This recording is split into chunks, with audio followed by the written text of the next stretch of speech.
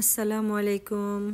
দেখেন আজকের কাহিনীটা দেখেন যে কি অবস্থা। পাখির বাসাতে তো পাখির অভাব নাই। এখন আবার নতুন অতিথি আগমন, রান্নাঘরে জানালা দিয়ে উড়ে আসলো। আর ছেলের তো মহা খুশি। বুয়ারা সব অস্থির পাখি ধরা নিয়ে অবশেষে ধরে ছেলেকে দিল। ছেলে তো খুব মনোযোগ দিয়ে দেখছে আর খুব রেয়ার পাখি, মাম্মি খুব রেয়ার পাখি বলে অস্থির, খুব খুশি। তার চোখের পাশে লাল, তার পাছুটা লাল।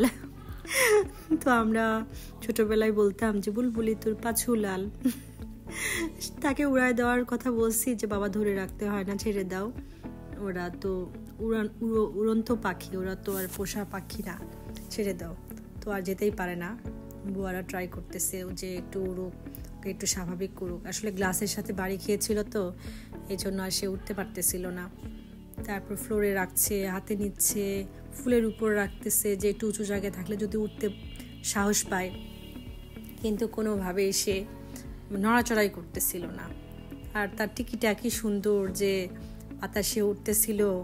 তো অবশেষে সে ঘরের মধ্যে একবার দৌড়ায়, আবার ধরে ওরা সবাই মিলে। তারপর আস্তে আস্তে করে নর্মাল হলো, আস্তে করে উড়ে গিয়েছিল। ধন্যবাদ।